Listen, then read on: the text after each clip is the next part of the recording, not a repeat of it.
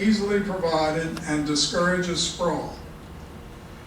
A map on page 3.8 delineates this.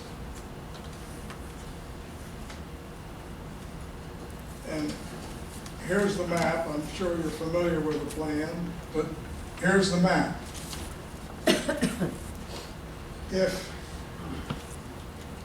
If the two green areas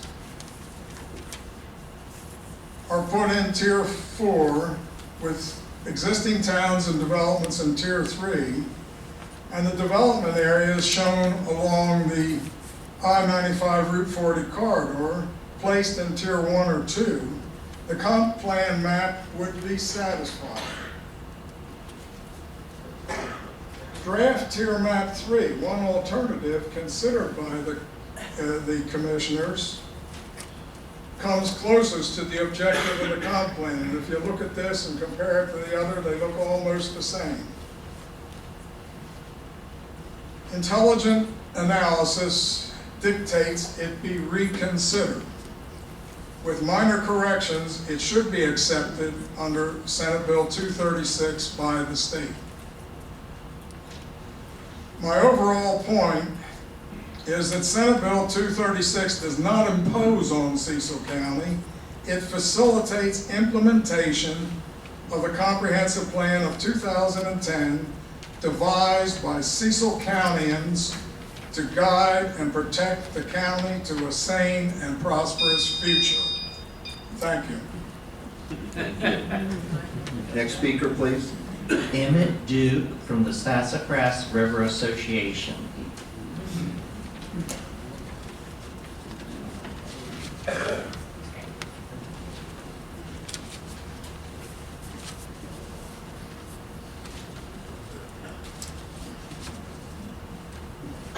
Good evening, President Hodge, council members, executive board. Would you restate your name and where you live, please? So, my name's Emmett Duke, and I'm the Sassafras Riverkeeper. I live in Chestertown, Maine. The Sassafras River Association is a membership organization dedicated to restoring, protecting, and preserving the Sassafras River. Our membership is a cross-section of the county. The one thing we have in common is that we all want to see a cleaner Sassafras River. Our agenda is not a radical agenda. It's the agenda of county residents who work, fish, and play on the water, who appreciate clean water, and who are concerned about the condition of the rivers in Cecil County. The Sassafras River is on the EPA list of impaired waterways. So are the Northeast, the Elk, and the Bohemian. That designation means that the waters of the Cecil County rivers do not meet EPA clean water standards. The impairments are sediment, nitrogen, and phosphorus. Anyone who uses fertilizer knows that nitrogen and phosphorus are the first two ingredients. And that's the problem. Fertilizer is not good for a river. When a river is too rich in nutrients, algae blooms occur.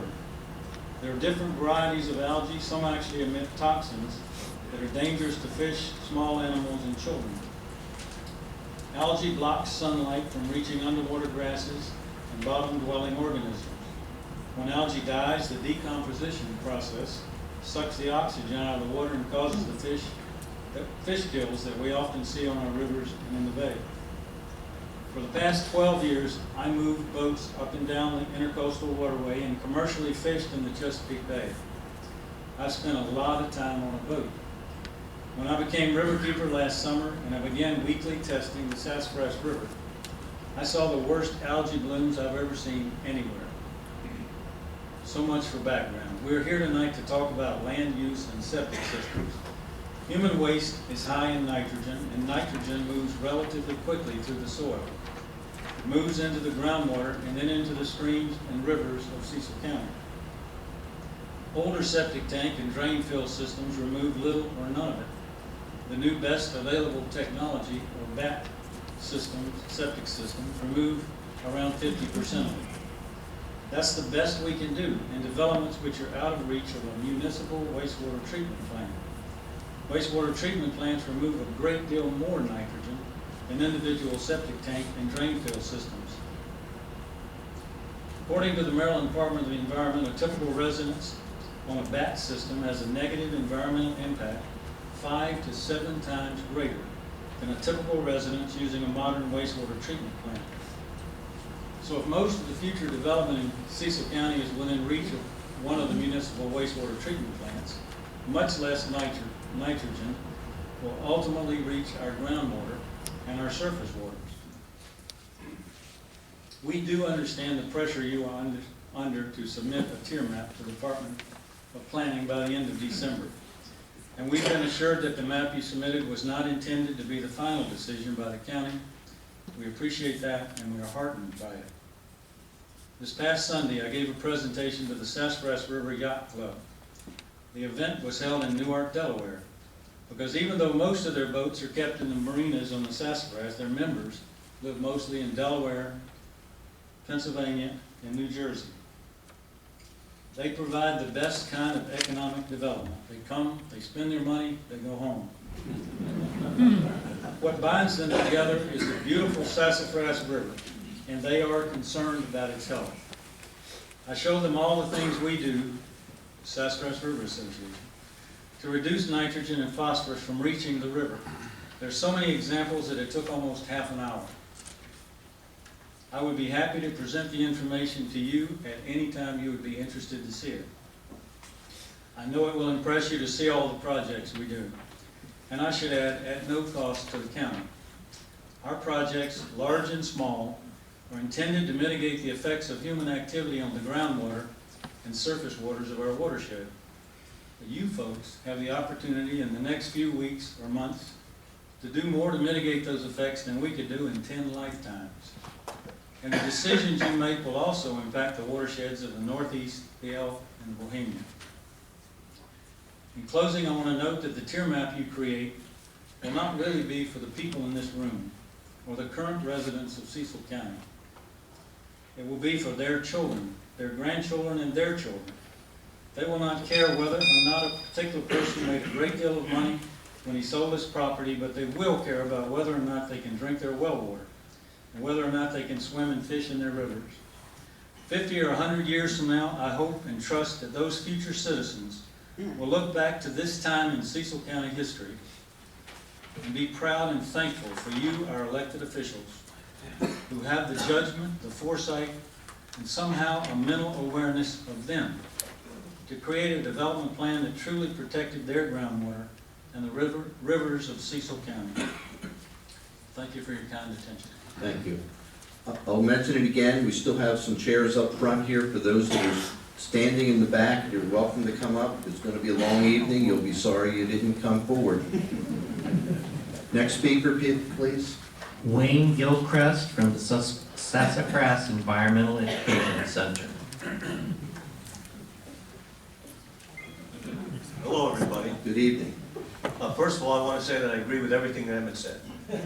So that'll shorten my comments. I haven't done this for quite a while, so I'm a little bit rusty speaking before groups, but it's nice to be here and help. If I was in Congress, I would say this is the best town on the Eastern Shore. But since I'm not in Congress, Kennedyville is the best town. But you might be third or fourth. It's always nice to be back in Cecil County. I want to say something very quickly about the, Emmett offered you some information free of charge from the Sassafras River Association. I want to do the same with my experience working with the Conowingo Dam, the sediment problems, the Corps of Engineers, and members of Congress who ultimately will be able to appropriate the large sums of money to mitigate that issue. So I'll leave my card with you, and if there's any issues I may help you with to contact or to deal with the Corps of Engineers. I offer my services, except that not free of charge. I'd like a cup of coffee once in a while. The Chesapeake Bay is literally the most studied estuary in the United States and likely the most studied estuary in the world. So why isn't it cleaned up yet after all these years and all this money? Where is the breakdown? Well, the breakdown is between the scientists and what's happening in this room. There is a breakdown between information about estuaries and how they work and how nature's design puts them together and human activity. The breakdown comes with the various aspects of different human priorities. Some people want to do this and some people want to do that, and those priorities create this gap of knowledge. And the priorities create a gap not only of knowledge, but then you have a situation, maybe it's a dilemma between knowledge of the substance of nature's design and human activity, which we're certain about. And that creates this gap between, does nitrogen go directly into the Sassafras River, or does it go indirectly into the Sassafras River? If we clean up the Conowingo Dam, do we not have to worry then? Maybe we don't have to worry about all of the other tidal basins like the Sassafras River, which, by the way, is very, very shallow. It moves very, very slow, and anything that goes into it stays there and accumulates, and then it pollutes it. Concentrations of septic tanks are not washed out of the Sassafras River. They stay in the Sassafras River for decades in the sediment. For 400 years, we have been losing topsoil, sediment, nitrogen, phosphorus, antifreeze, oil, air deposition, mercury, PCBs. It is still going into the Sassafras River. It's still going into the Bohemia River. It's going into the Chesapeake Bay. These are the human activities that are not compatible with nature's design, because there is a breakdown between understanding the science and understanding how our activity degrades over a period of time the very resources that we depend upon. And sure, our priorities are varied and different. Some of us have environmental priorities, which to other people who have property rights priorities or economic development priorities, they see environmental priorities as ambiguous. They're not clear. They're vague. They're not concrete. But like Emmett said, future generations, our children, are going to depend upon our intellectual capacity to understand the complexities not only of nature's design, and we have access to that information, but also the complexities of not only human activities, economic viability, industrial viability, agriculture viability, all those things, but the complexities of legislation. The Clean Water Act was passed in the Nixon administration, and TMDLs was in the Clean Water Act, and it was never implemented or enforced for decades, until now. And then there's county priorities, land use planning, usurping someone else's rights, property rights, all these things. So I think Cecil County has the opportunity to provide the skill and its experience and its knowledge to integrate and to bridge the gap between science and the breakdown of the continued pollution of the Chesapeake Bay, and you can do it with this tier map. And with a cup of coffee, just half a cup, black and hot, I offer my services. Thank you, Congressman Gilchrist. Next speaker, please. Joe Trop. I'm Joe Trop. I'm from Earlville. I'm the Cecil County Coordinator for the Campaign for Liberty. The Campaign for Liberty adamantly opposes Senate Bill 236 because the Campaign for Liberty believes in the country's founding principles of limited government, personal freedom, and free enterprise, among other principles. SB 236 does the opposite. With the stroke of a pen and the agreement of a majority of the General Assembly, millions of dollars of property value may vanish. And the right to reasonably do as one wishes with one's own private property can be swept away. Her original submittal of a tier map indicates acceptance of the notion that the state has the authority to do this to us. The 14th Amendment to the U.S. Constitution and Article 66B of the Constitution of the Maryland Constitution says that the state does not have this authority. We certainly have environmental issues. One who thinks that SB 236 is an environmental bill should Google Agenda 21 for Dummies to to see the political origins of the state's endeavors regarding this issue. Mr. Gilchrist mentioned science. I wasn't going to mention that, but since he did, I've been working in agricultural research for 40 years. And one of my meanderings in my mind, looking at all of the issues of science, makes me wonder, the nutrient loads that we're discussing, makes me wonder how much of that is caused by the millions of deer, raccoons, possums, groundhogs, all of which are in my backyard. I'm less than a mile from the bay. Along with the millions of geese, waterfowl that are living in the area and migrating through it. I don't know the answer to that, but when you consider humans are mammals and we have millions of other mammals, I'm just wondering, why is it just the septic tanks that are the problem?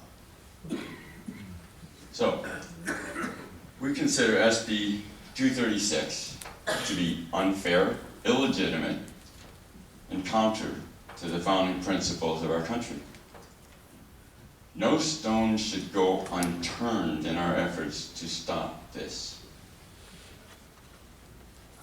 We've heard a lot of rhetoric from the council about protecting our property rights. Well, here's your chance, and now's the time. Thank you. Thank you. About 5 more minutes. I'm just kidding. Next speaker, please. Robert Willick. Good evening, Robert Willick, Rising Sun, Maryland. Thanks for hearing my comments tonight. I have 3 points that I would like to make this evening. First, I would like to say that I'm not comfortable with Annapolis deciding the fate of private property here in Cecil County. The needs of local people can best be served by local government, period. Secondly, I believe that without a shadow of a doubt, that SB 236 and Plan Maryland are tools to implement something known as Agenda 21, with the ultimate goal being that citizens will be coerced to live in tight, highly populated areas. These areas will contain a mix of residential, retail, and commercial property, and will be billed as the perfect green and sustainable communities where all destinations are walkable and bikeable. It will be utopia. As long as your idea of utopia means living in an apartment above a retail shop and not being able to own property. SB 236 is certainly the first step in that direction. I find it interesting that SB 236 was pitched to us as being needed to prevent septic systems from polluting the Chesapeake Bay. Now that this theory has been debunked, and when I say debunked, I'm referring to the testimony of our first speaker as far as septics only pollute when they fail. The argument for SB 236 has now started to shift over to a sprawl argument, saying that it costs the government too much to maintain sprawl. This indicates to me that the goal was decided on and an excuse to implement was then created. If central planners want better development, they should get out of the way and allow entrepreneurs to compete in the marketplace. Lastly, the Cecil County Campaign for Liberty, of which I serve as a steering committee member, has spearheaded the effort to protect property rights by building support for a full repeal of SB 236. We have spent weekends knocking on doors to collect signatures on petitions. We have put out robocalls and hosted online petitions. We've spent months lobbying politicians and working with them to get bills introduced into the Maryland legislature. We were successful on that front. We were able to get 3 bills introduced. HB 106, sponsored by Delegate McDermott, which would fully repeal SB 236. HB 252, sponsored by Delegate Schmiegel, which would repeal Plan Maryland. And SB 391, sponsored by Senator Pipkin, which would repeal SB 236 as well. As soon as we received word on the date of these bills would be heard, we sent out emails and used social media to spread the word to get as many people as possible to show up and testify in support of them.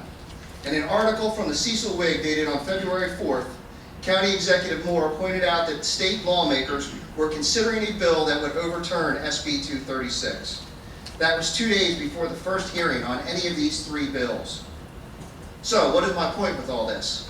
My point is that with all of the talk from this council and this county executive about wanting to protect private property rights, no one, to my knowledge, with the exception of Councilwoman Brummel, bothered to take the time to go to Annapolis and speak up to protect the property rights of the citizens in this county. There have been 3 hearings, one for each of these bills, and only one council person has shown up to testify. With so much at stake for property owners in this county, I would have expected much more support for the bills that would repeal SB 236 and cancel the need to submit any tier map at all. In the county's press release for tonight's hearing, Executive Moore said, "I am fully committed to making sure the property rights of our landowners are protected." In my opinion, fully committed would mean taking the time to testify at these hearings, or at the very least, using your position as county executive to help promote these bills. Thank you. Next speaker, please. Sue Berlin.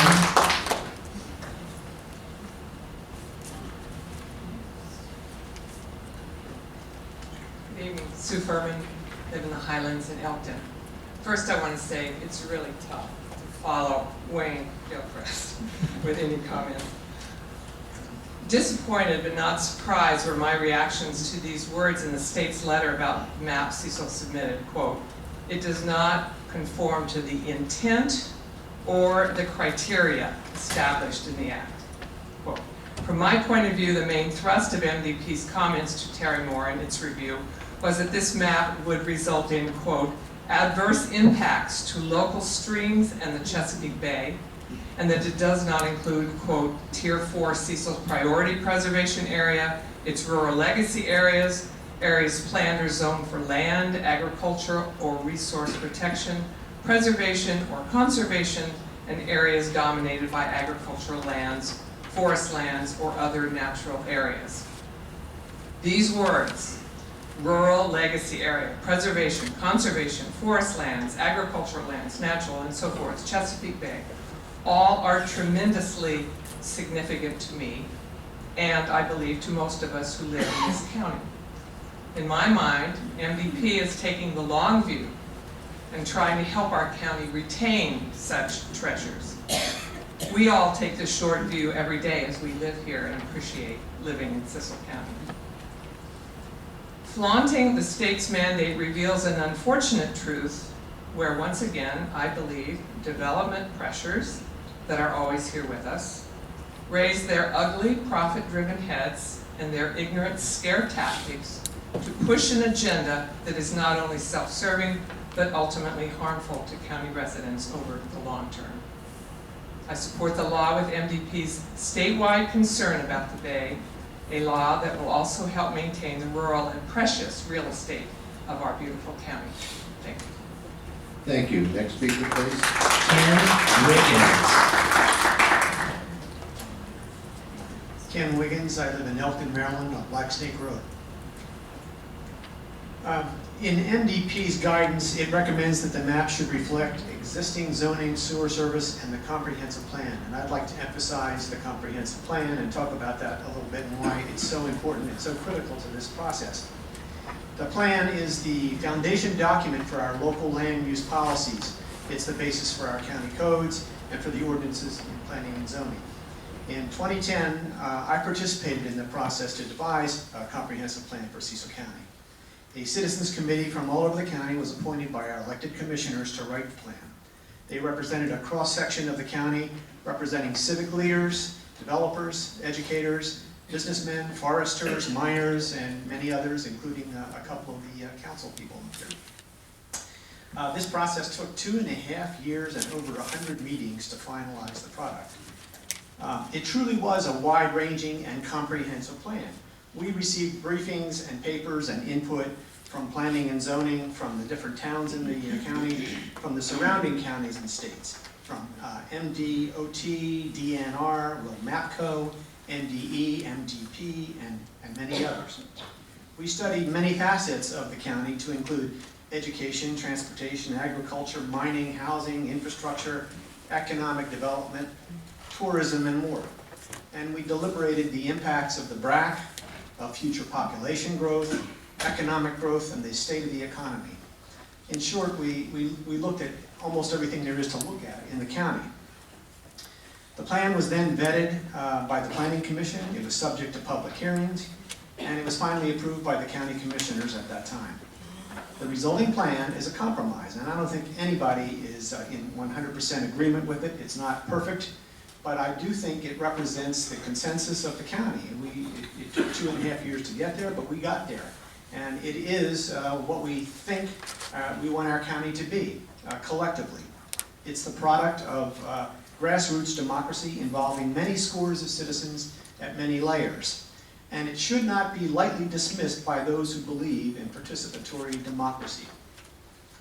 The land use plan lists 12 specific goals and objectives, and I think you can safely say that the broad consensus that almost everybody could agree on was that we would create distinct growth areas, and that we wanted to channel growth there, and we would attempt to preserve the areas where growth would be undesirable. If anything in that plan was something we could all agree on, it was that very thing. So it makes sense that we want to focus our investment and our resources in the planned growth area for maximum return on our public monies. We still do not have the adequate infrastructure we need in the growth corridor to attract economic community and jobs that our citizens need. The plan identified 80% of our future projected population growth, which is about 50,000 to 60,000 more people by the year 2030, would be in this growth area. So it makes sense to me that if we disperse our resources outside the growth area, it's wasteful and inefficient. And I, for one, would rather see utilities and services that result in economic growth rather than dilute our scarce tax dollars to widen a bridge or build a new school out in the countryside as a result of unwanted development.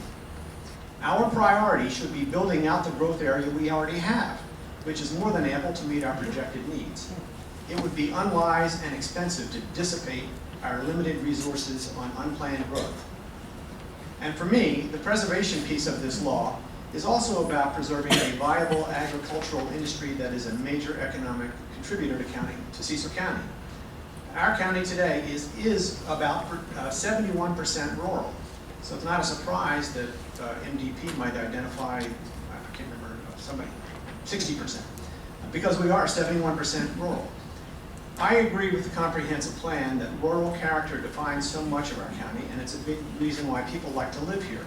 The plan states, this county intends for rural areas to remain rural and for the agricultural and other natural resources within them to remain viable and economically productive, end quote. I'm interested in sustaining farming and encouraging farmers as a matter of economic vitality.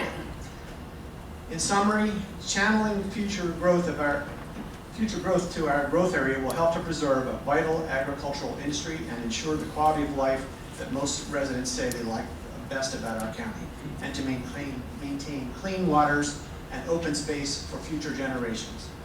It reduces an unnecessary economic burden on our taxpayers as well as on our environment. This concludes my remarks. Thank you very much. I would recommend that the tier map we submit should conform to the comprehensive plan. Thank you. Thank you. Next speaker, please. Rich Chapis.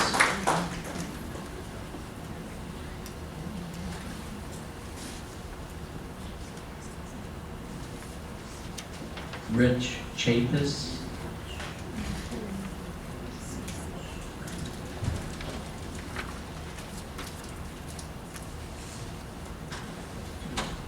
Good evening. My name is Rich Chapis. I live in Elton. I'd like to support the conservation comments by previous speakers. The Chesapeake Bay Foundation in particular has provided some very strong insights into how we can integrate growth with preserving these resources. So with those comments, I will keep it very brief today, but I did want to express my support for conservation. Thank you very much. Thank you. Next speaker, please. Phyllis Kilby. Phyllis Kilby.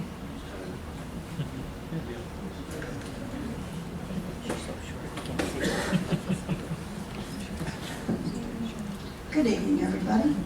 My name is Phyllis Kilby from Calora, and I'm testifying as a farmer, a former county commissioner, and a member of the last Comprehensive Plan Committee.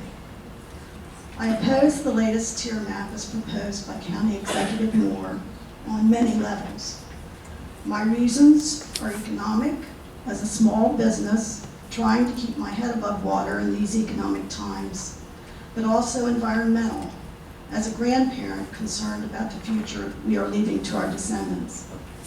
Economically, farming is a business and land is our infrastructure. Without a cohesive segment of land, we do not survive. The Kilbys have chosen to stay in this county because the previous administrations and the citizens, more importantly, have stated again and again and again that agriculture is important as an economic segment of the county, and they see value in preserving this part of the Cecil County economy. This map does not reflect the stated goals of the county and the comprehensive plan or the will of the citizens to support agriculture in the county. Environmentally, good agricultural soil is hard to come by. Yes, we can grow crops on marginal land that requires additional inputs of water and nutrients, but why sacrifice good, rich soil unnecessarily? Our county soils not only provide food, but also provide protection for our streams and recharge areas for our wells. There are many other areas in the county to build houses. Leave the good soils for what they are best suited for, agriculture. We owe it to our grandchildren to not waste this valuable resource, but to be good stewards of the land. I would encourage the county to look for additional ways to preserve agricultural lands and to compensate farmers for continuing to do what they do best, take care of the land and provide food for everyone. Enabling more development in the areas that need to continue in agriculture is not the way to protect farmers. All the citizens in the county have rights, but the government also has the responsibility to provide for everyone in the county, not just a few. I have the right to continue farming without the infringement of additional houses that complicate the business of farming. I have the right to ensure that my water supply is protected by adequate recharge areas. Please, create a map that reflects the hard work of the recent Comprehensive Plan Committee and the stated goals of the Open Space, Parks and Recreation Agricultural Plan. This is what the majority of the citizens in the county have stated again and again are their goals for the county's growth, not the total development of the county as an extension of Newcastle County, Delaware. Thank you. Next speaker, please. Laura Kilby.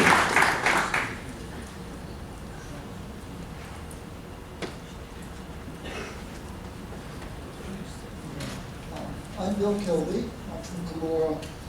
I am a landowner, a dairy producer processor, and the president of the Cecil Land Trust. CLT partners with the federal, state, and county governments to permanently protect farm and forest land in Cecil County. I would like to focus on one aspect of why and how the tier system could work for Cecil County. Everyone is familiar with the success of the Fair Hill area as a magnet that pulls in a variety of positive economic and quality of life opportunities. With the clock. The economic and social benefits of the Fair Hill Training Center, with over 400 employees and a history of producing national winning horses, is very apparent. The Cecil County Fair is another example of social and economic benefits that are combined to celebrate Cecil County's legacy of agricultural production and its effect. The third example is direct sales of ag products from hay, straw, apples, and other fruits. And finally, there's a tourism draw for ag and open space. This all points to the value of planning for the protection of the great economic and social assets. CLT and the Cecil County government have partnered in sponsoring the 30,000-acre Fair Hill Rural Legacy area. Our goal was to permanently protect 20,000 acres of that. Because it is good land and its location has become an excellent place to work and play. In the past year, 4 properties have changed hands in the area to Amish and Mennonite farmers. The equine events have continued to flourish in the area as the Fair Hill International and Fair Hill races. All this points to land that retains its value, and the reason why Tier 4 is a feasible concept. How can we make Tier 4 work for the greatest number of people? Cecil County's Transfer of Development Rights program, the TDR program, has the potential to protect the value of the farmland, direct development of areas with infrastructure, reimburse landowners for the value of their development rights, and allows those who wish to continue to farm to plan for the future. In order to start the program, funds would need to be diverted, possibly from the purchase of development rights program to the TDR program, with a holding bank to use until markets develop. To fail in developing a reasonable tier map is a gamble not to receive or to receive state funds for infrastructure, land preservation, and open space funds, which could have the effect of the county's ability to move forward in its infrastructure in the growth areas. It is time to stop fearing what could happen with the tier system and start thinking about how we can make it work for all the citizens of Cecil County. Thank you. Thank you. Next speaker, please. Elaine Stafford.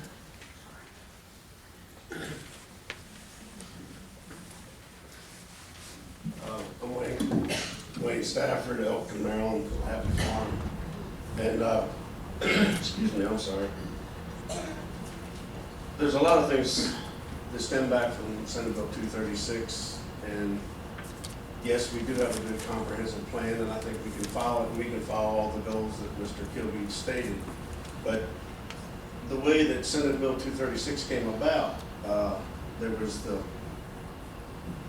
theory of tier maps, but nothing was in concrete until, I think the minimum, the law was like 2 weeks before it was heard. There was nobody prepared to work for it. Farm Bureau has been opposingly against it simply because it oversteps the bounds of property rights. And it was mentioned before, and I won't get into it again, about Article 66B is already on the books, which says the state doesn't have the right to overstep county authority. I think we know what we need best right here. It was reflected in a comprehensive plan. We had priority preservation areas, but that doesn't mean that when you step in and take the rights, I don't want to see anything develop. But if somebody develops a hardship or wants to just build lots for their kids, they should have that right. They've invested in it, they paid the taxes on it, it's theirs. The other thing is, I've been listening to some of the other comments that it seems to me like without this Senate Bill 236, ag cannot reduce pollution on its own. As of a year ago, ag was at 124% of the pollution goal set by the state. So what we get in favor of it and in place of it was more regulation. Farming has to be sustainable. I think if people knew years ago what was coming in Maryland, they probably wouldn't have invested in it, not in farms. It's becoming a huge overburden on everybody. I'm full favor of ag land preservation. If you take the property values, mine's in preservation, what was it appraised as? Best use value. That's what it's based on. That's what your bank's based on. What can you get out of it? I mean, my farm is in the new map in Tier 4. I'm already in preservation. It can't affect me. I'm more than happy to have my farm in Tier 4. I got compensated for it. And that's what the rest of the people that have farmland need to have the right to do. If it has no value, what are you going to preserve with? I think I'll keep my comments short, and I think I made my point. Thank you. Thank you. Next speaker, please. Karen Reynolds.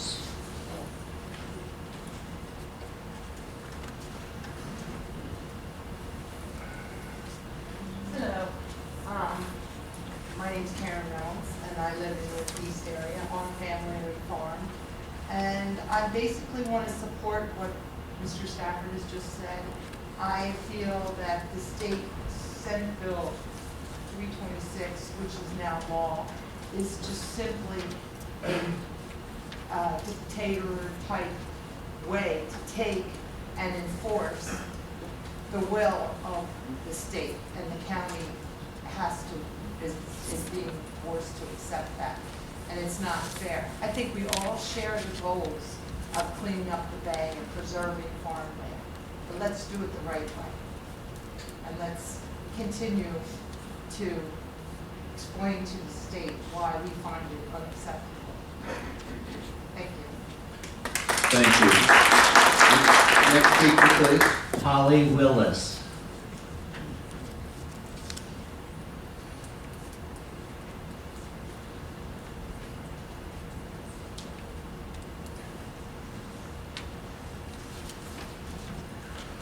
Good evening. My name is Holly Willis. I'm from Northeast.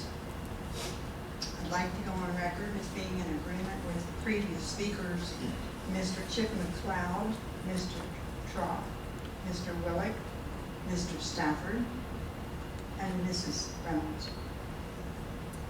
Having lived in Cecil County most of my life, I've witnessed many changes, both in land development and regulations. Changes that have impacted our lives financially and emotionally, not necessarily better. Because of SB 236, we're engaged in a tug of war with the state to maintain control over our farms and land. The county is mandated to comply with dividing our county into 4 tier groups, forced preservation of agricultural land, pitting neighbor against neighbor in the interest of preserving the bay and controlling pollution, forcing landowners into Tier 4 without their permission or compensation, and devaluing their land is unjust, unfair, and another form of government takeover. Thank you. Donna Caudell.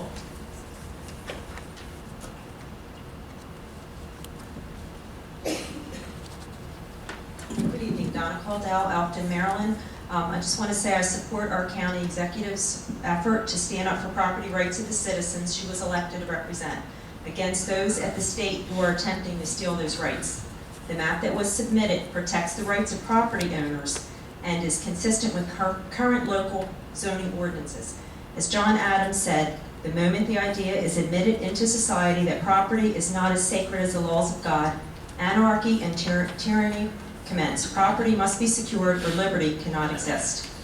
The usurpation and theft of property rights has been going on for years, eroding the liberties that our founders and many since fought and died for, and turning over property to the control of the government. This is all done in the name of Agenda 21, Sustainable Development, Smart Growth, and now Plan Maryland. All of those things mean the same thing, and the end result is the same. This bill was put forth by the state, is nothing more than a land grab.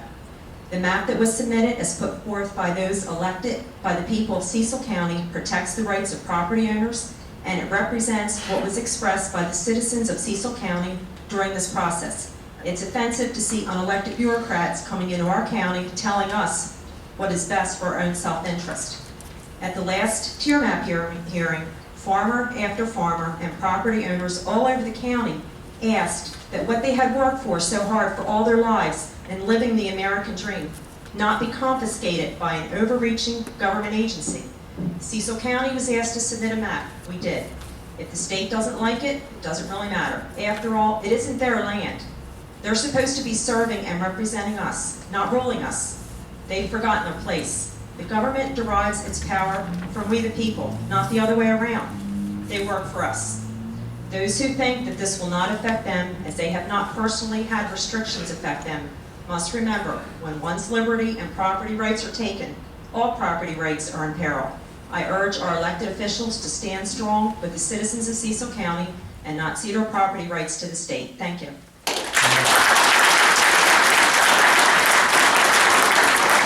Next speaker, please. Ben Sammons.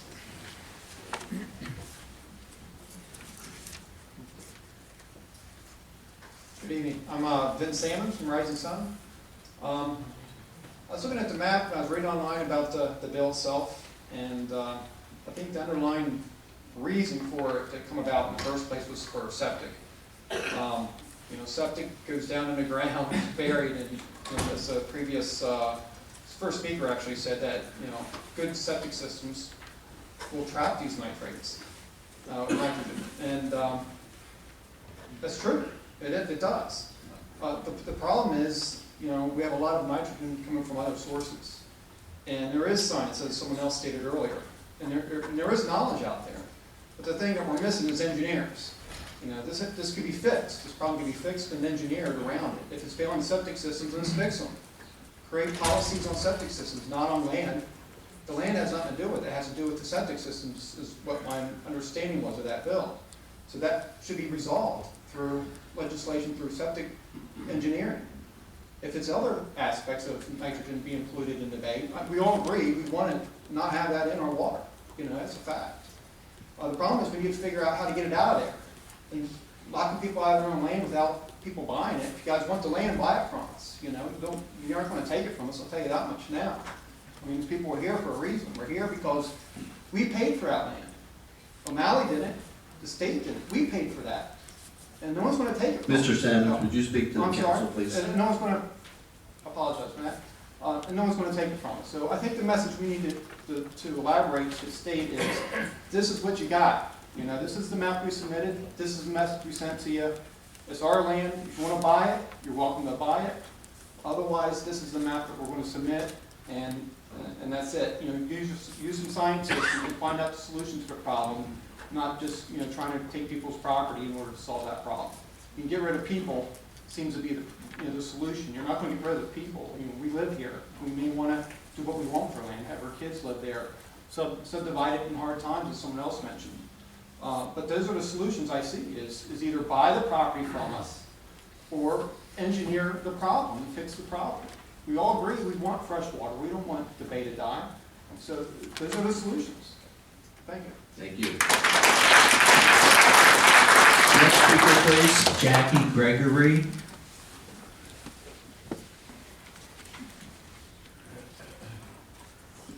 Good evening, Jackie Gregory, Elkton, Maryland. I'm with an organization called the Cecil County Patriots that advocates strongly for private property rights.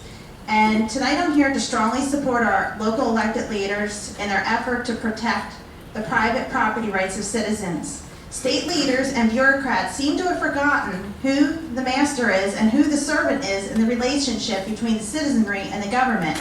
They are unhappy because they feel we have not honored the intent of the law of SB 236. This complaint by the state rings hollow, considering that SB 236 certainly does not honor the spirit of the Fifth Amendment in the Bill of Rights, which restricts the government from taking private property from citizens without due process and just compensation.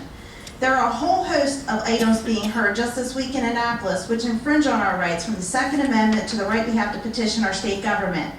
It seems that the majority in our state legislature and the unelected bureaucrats who have the audacity to come to our county and tell us we need to bend to their will have been allowed to run amok long enough. They have come here to rein us in. They will try to coerce and bully us, as they already have.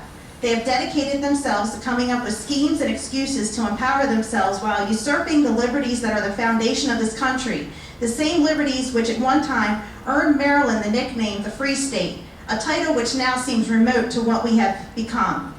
If I, as a private citizen, take someone's property without permission or compensation, I will get charged with robbery and thrown in jail. But apparently legislators can do the same thing with the stroke of a pen, call it a law, and there is no recourse. This administration was clever in crafting this legislation. They made it so that our local government would draw up the maps, but they would do so with their arms twisted behind their backs. Legally, the state can say it did not infringe on the property rights of citizens because it did not draw the maps. The local government, and some of our own have tried to do this, can point to the state and say, it wasn't our fault, we were only following the law. We were forced to take these property rights.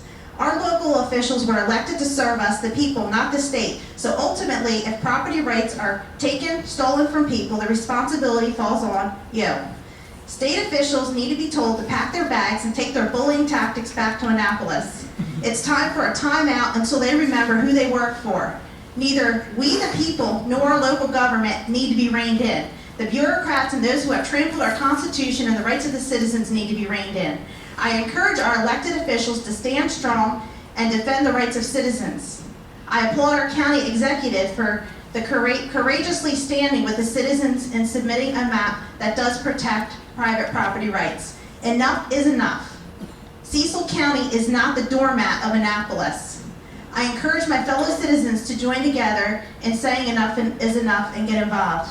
I would also like to invite everyone here to our March 7th meeting of the Cecil County Patriots.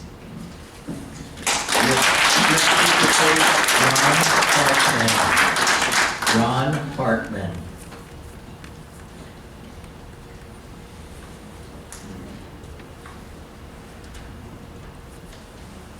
Good evening.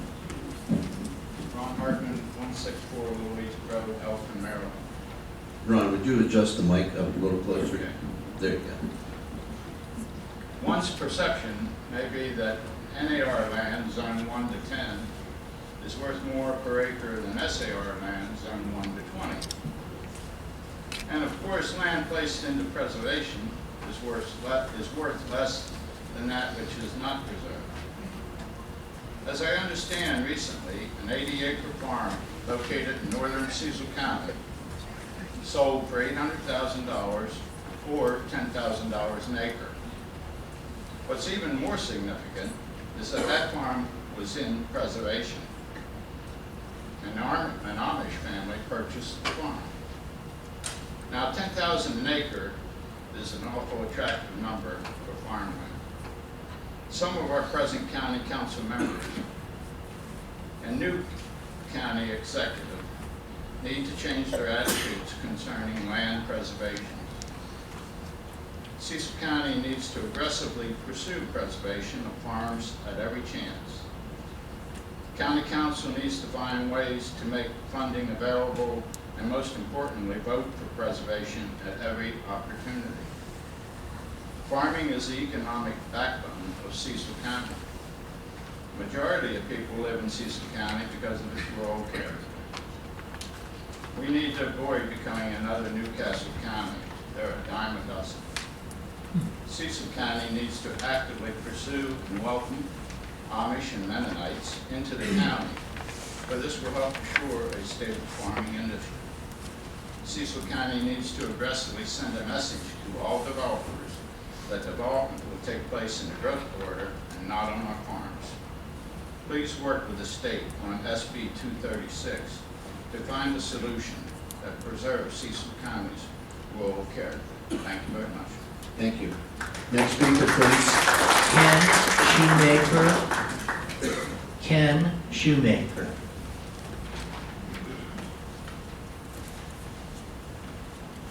Good evening. My name's Ken Shoemaker. We live in Budds Landing, Cecil County, Maryland since 2003. I'm a retired engineer and physiologist and the current president of the Sassafras River Association. Our 300 members reflect the demographic profile of the watershed. Teachers,